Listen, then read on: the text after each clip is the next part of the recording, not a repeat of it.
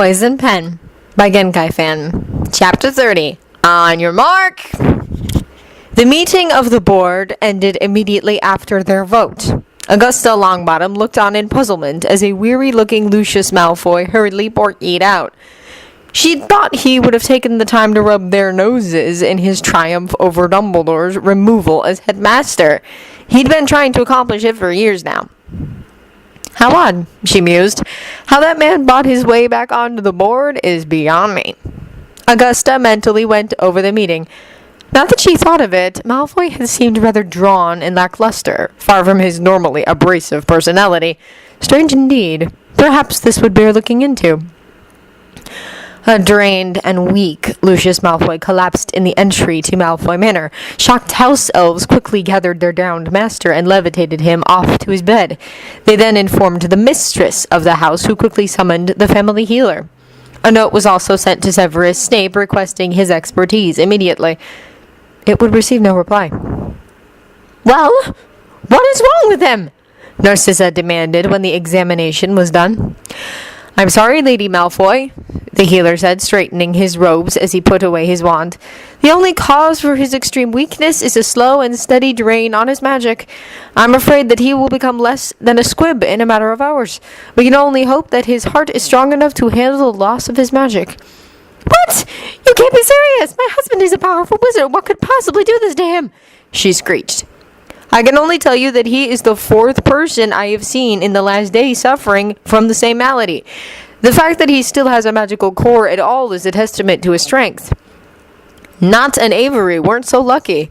They are both muggles now and may still die from the draining. Those in attendance to the master when he collapsed weren't so fortunate.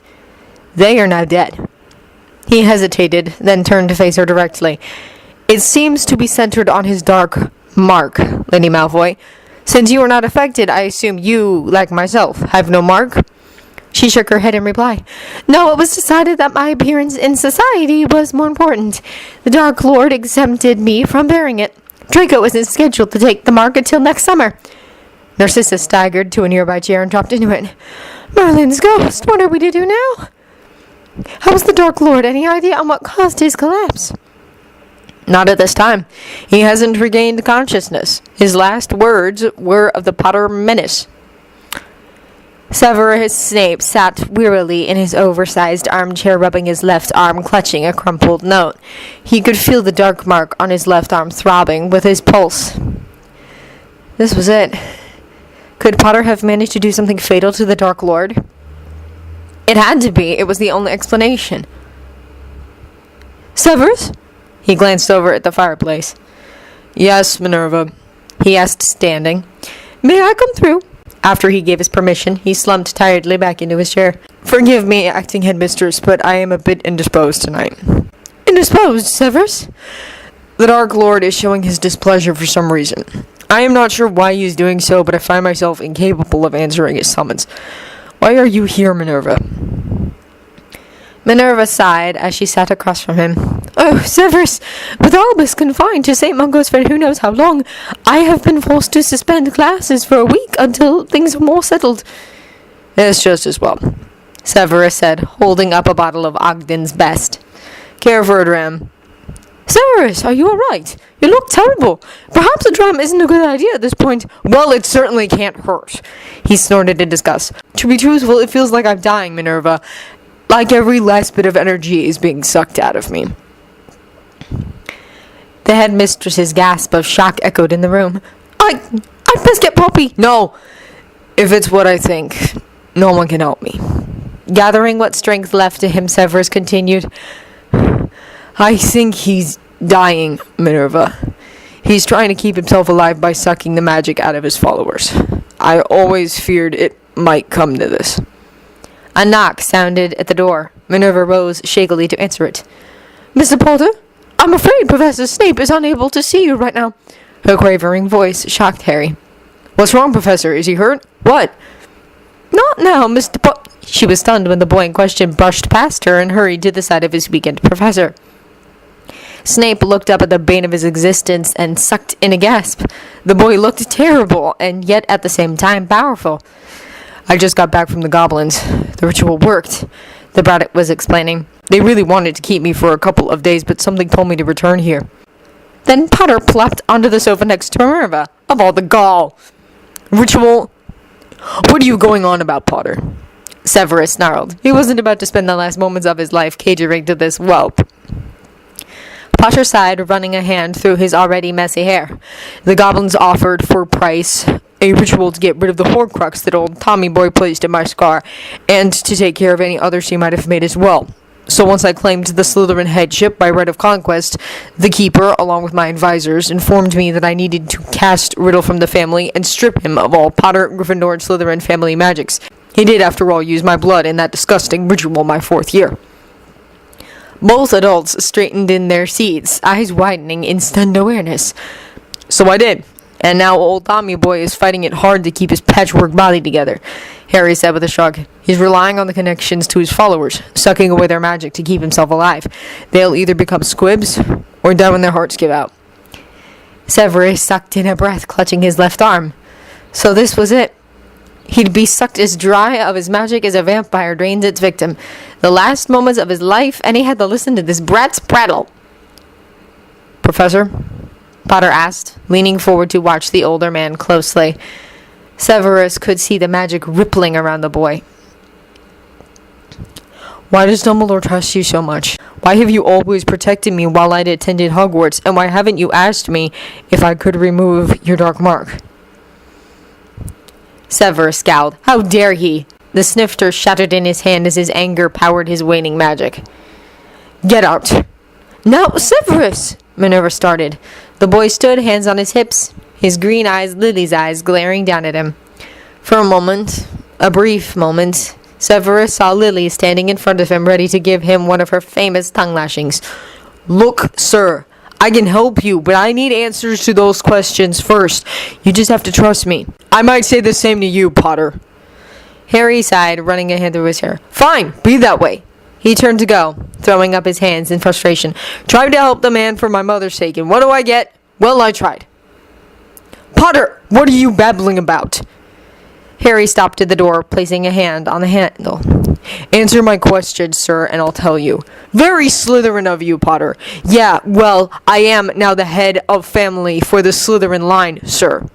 Severus, you should tell him, Minerva interjected. Severus bowed his head. His greasy hair curtained his expression. I was the one that told the Dark Lord about the prophecy. I had no idea that he would target Lily for it. I went to Albus after... I just wanted to make amends for what I had done. He offered to shield me, protect me, if I gave him an unbreakable vow to serve as his spy. Afterwards, I went to Lily's grave and vowed to protect her son as best I could. Because of so many factors, I couldn't openly be seen to help you, Potter. Of course, you didn't make matters easier by prancing around Hogwarts as if you owned the place. Well, sir, Potter said quietly, I do sort of own the place now. Minerva huffed, which the bear ignored. As for the mark, why should I ask you? He lifted his tired eyes up to the boy. If Albus couldn't remove it, what makes you think you can? Well, maybe he's not a partial mouse like I am? Harry asked as he returned to the room. Severus gazed into the boy's intense green eyes as an unfamiliar feeling started to well up in him. A feeling he had smothered, never allowed himself. Hope. Potter knelt in front of him, holding out a hand. I can remove the mark and stop the draining because, as I said, sir, I am a Parselmouth.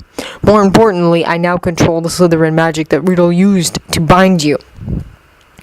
Severus stared into those glowing green eyes, wishing they were Lily's eyes.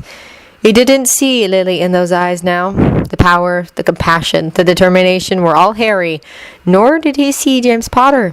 For the first time since the boy had come to Hogwarts, he was seeing Harry. Just Harry. Between one feeble heartbeat and the next, Severus slowly took in what he was feeling, and with the last of his fading physical strength, he lifted his arm.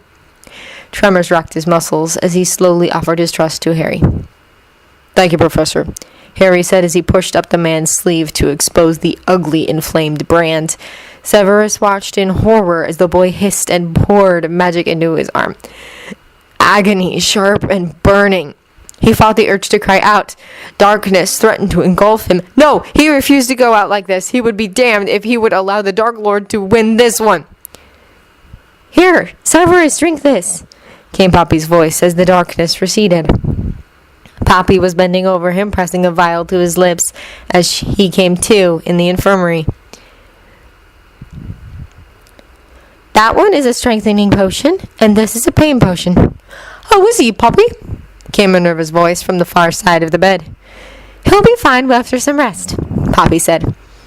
Honestly, he should have been brought to me when you first found him. Why, in Merlin's name, you allowed Mr. Potter to remove that disgusting tattoo without me present is beyond me. No, Poppy! Don't Poppy me, Minerva McGonagall, the Betty Witch huffed. First Albus, now Severus and Mr. Potter.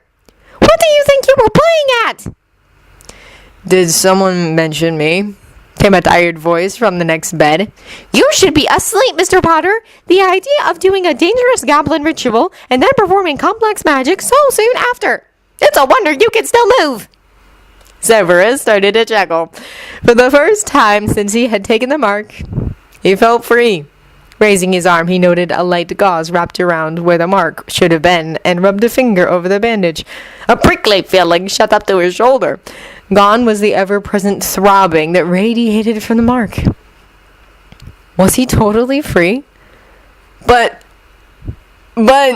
came Potter's voice. Sleep, young man, and I mean it, came Poppy's voice. All right, you win, but I have to tell the professor something. Make it quick. Severus turned his head toward the boy. What is it, Potter? Sir, not only was I able to remove the mark and snap its connection to your magic, I found a lot of other spells and stuff attached. Some of it had riddles magic around it, but some I didn't recognize. Most of them were compulsion and loyalty spells. At least that's what they felt like. I was able to get rid of most of them, but you might want to check with the goblins. For a fee, they'll take care of what I missed. Severus took in a breath. Albus. It had to be. Thank you, Mr. Potter. I'll take it under advisement.